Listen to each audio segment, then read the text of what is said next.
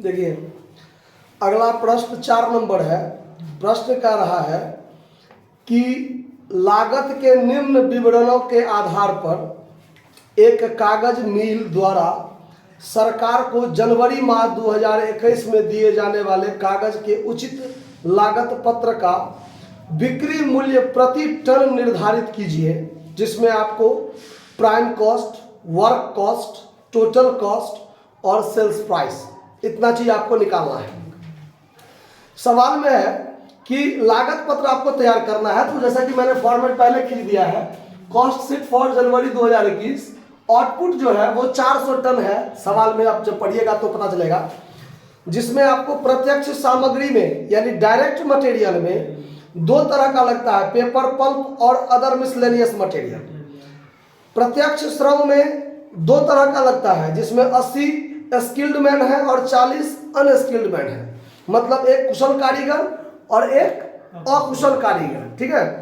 उसके बाद है प्रत्यक्ष व्यय में भी 2 प्रकार के व्यय हैं, जिसमें आपको स्पेशल इक्विपमेंट है और स्पेशल डाइज है, ठीक है।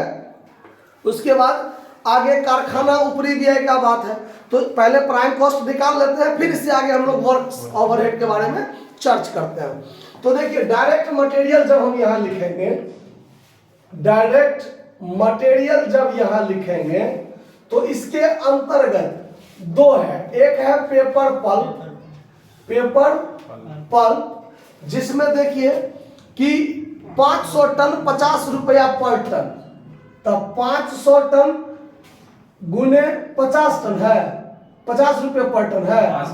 तो थोड़ा सा पीछे कर लेते हैं इसको, क्योंकि अगर हम अमाउंट कॉलम में ज्यादा यहाँ लिखेंगे तो ज्यादा बार भाग देना पड़ेगा 400 से। तो यहाँ लिख लेते हैं पेपर पल्प 500 रुपया पर टन के हिसाब से 50 टन का खर्चा 25,000 यहाँ लिख लिए। उसके बाद क्या दिया हुआ है, उसके बाद मिसलेनियस मटेरियल यानी other material, other material 100 ton और 30 रुपये पर टन, तो 3,000, तो टोटल जोड़ के 28,000 हुआ। अब इस 28,000 में 400 टन से जब हम भाग देंगे तो कॉस्ट पर टन निकलेगा, तो इसमें भाग दीजिएगा, इससे तो कितना निकलेगा 70 हो गया। अब देखिए डायरेक्ट लेबर, डायरेक्ट लेबर पर ध्यान दीजिए, इसके भी अंतर्गत 2 है। एक है स्किल्ड मैन, स्किल्ड मैन 80 कुशल कारीगर है और 3 रुपया पर आदमी 25 दिन काम किया है। कितना काम किया है? 25 दिन, तो गुना कीजिएगा तो 6,000 हो जाएगा, ठीक है। और अनस्किल्ड मैन है, अनस्किल्ड मैन है, ये 40 मजदूर है, 2 रुपये लेता है ना, और 25 दिन काम किया है, तो इसका खर्चा 2,000 होगा। यानी मजदूरी में कितना लग गया? 8,000, और इस 8,000 में 400 से भाग दीजिएगा तो 20 रुपया। क्लियर है? उसके बाद डायरेक्ट एक्सपेंस दिया हुआ है, डायरेक्ट एक्सपेंस, इसमें भी 2 प्रकार का है, स्पेशल इक्विपमेंट, स्पेशल इक्विपमेंट कितना का? 3,000 का, और स्पेशल डाई है, स्पेशल डाई है 1,000 का, तो ये हो गया 4,000 का। बस हो गया, इतना ही चीज आपको प्राइम कॉस्ट के अंतर्गत आएगा, ठीक है। अब इसमें भाग दीजिएगा तो कितना? 10, तो 28, 8, 36, 4, 40, यहाँ 40,000 जो हो गया और यहाँ 100 हो गया, ये आपको निकल गया प्राइम कॉस्ट। क्या निकल गया? Prime cost. इसको ध्यान में रखना है, ये क्या निकल गया? प्राइम कॉस्ट, ठीक है। अब इसके बाद ऐड होगा factory overhead, factory overhead. Factory overhead के संबंध में अब देखिए सवाल में क्या कहता है आगे, कि फैक्ट्री ओवरहेड 2 प्रकार से लगता है। सवाल देखिए, आप भी गौर से देखिए, इसमें क्या कहता है कि परिवर्तनशील 100% और अस्थाई 60% जो प्रत्यक्ष श्रम पर लगता है। किस पर लगता है? प्रत्यक्ष श्रम पर लगता है। मतलब कि ये हो गया कि फैक्ट्री के अंदर जो खर्चा होता है वो 2 प्रकार से होता है। एक जो जैसे मान लीजिए हम वस्तु बनाते हैं, 10 पीस वस्तु बनाए, तो एक खर्चा होता है कि 10 पीस अगर बढ़ गया, अगर हम 15 पीस बना दिए, 20 पीस बना दिए, तो खर्चा भी बढ़ेगा। तो वैसा खर्चा परिवर्तनशील होता है, ठीक है। और एक होता है फिक्स खर्चा, कि हम 10 के बदला में 5 बनाए चाहे 50 बनाए, खर्चा में कोई परिवर्तन नहीं होगा। जैसे हम मान लीजिए एक फैक्ट्री में, एक फैक्ट्री का रेंट चुकाते हैं, किराया, तो अगर हम फैक्ट्री में 10 वस्तु बनाए चाहे 100 वस्तु बनाए, किराया घट बढ़ जाएगा? नहीं घटे बढ़ेगा। तो ये क्या है? फिक्स।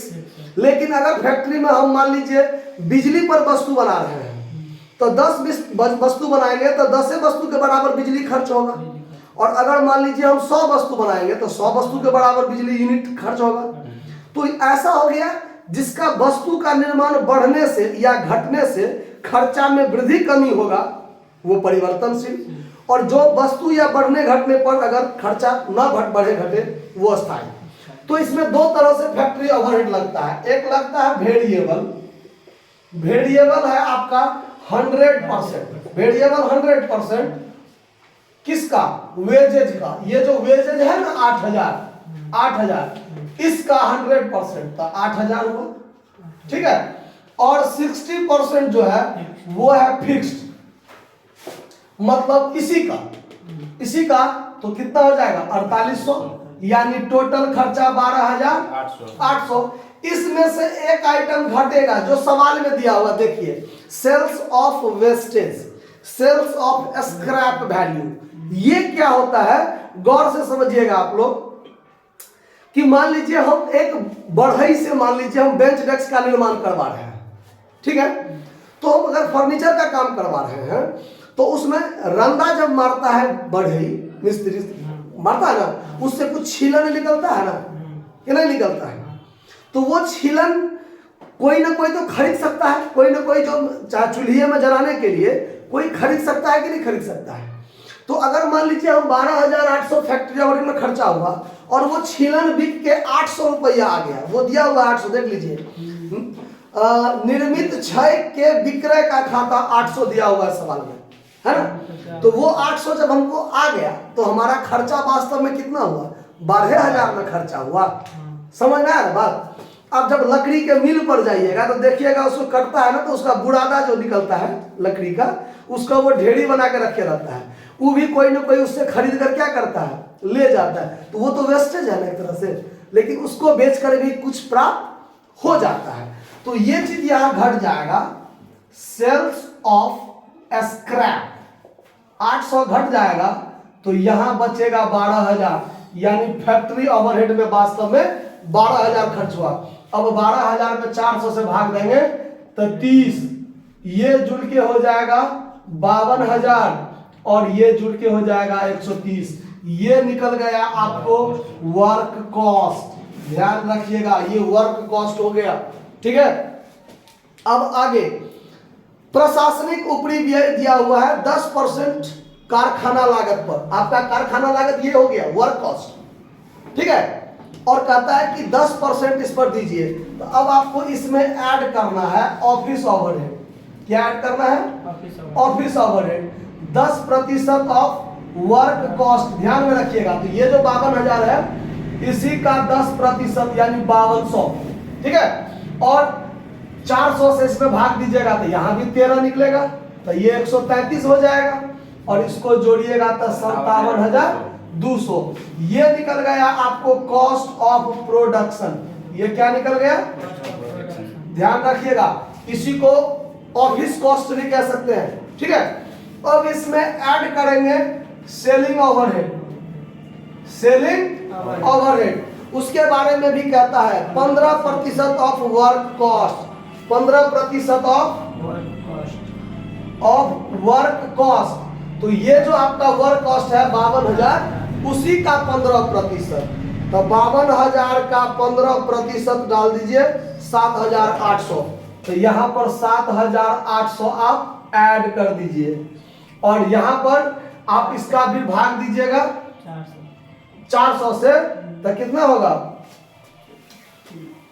7800 में भागा दे दीजिए आप 400 से, तो 19 रुपया 50 पैसा, 19 रुपया 50 पैसा।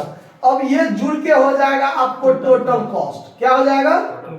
ये ध्यान रखना है, ये सब टोटल कॉस्ट, ठीक है। ये जोड़ के हो जाएगा आपको 65,000, ठीक है। अब इसमें ऐड करना है आपको प्रॉफिट। क्या ऐड करना है? और तब आपको निकलेगा यहाँ पर सेल्स। जगह का थोड़ा अभाव हो जाता है, सेल्स प्राइस, ठीक है। तो अब प्रॉफिट के बारे में देखिए क्या कहता है कि 10% ऑन टोटल कॉस्ट कहता है ना, लाभ 10% ऑन टोटल कॉस्ट। तो टोटल कॉस्ट है 65,000, इसका 10% 6500 यहाँ जोड़ दीजिए, तो यहाँ 71,500 हो जाएगा कि नहीं हो जाएगा? है। और आप यहाँ पर जो है 65,000 में भाग दीजिए 400 से, तो 1,00,000 नहीं, 1,00,000 नहीं, 162.50 पैसा। और फिर 6500 में भाग दे दीजिए 400 से, तो 16 रुपया 25 पैसा। और फिर आप 71,500 आया ना, उसमें भाग दे दीजिए 400 से, तो 178 रुपया 75 पैसा सेल्स पर यूनिट हो जाएगा। समझ में आया बात कि कहीं कोई दिक्कत हुआ सवाल को समझने में? नहीं ना? क्लियर है ना बात? तो इसको आप लोग क्या कर लीजिए, नोट कर लीजिए। धन्यवाद। आंसर मिला लीजिए, सब आंसर आपको मिल गया होगा। प्राइम कॉस्ट 40,000, 52,000 आपको वर्क कॉस्ट, 65,000 टोटल कॉस्ट और सेल्स प्राइस 71,500। क्लियर है? नोट कर लीजिए। धन्यवाद।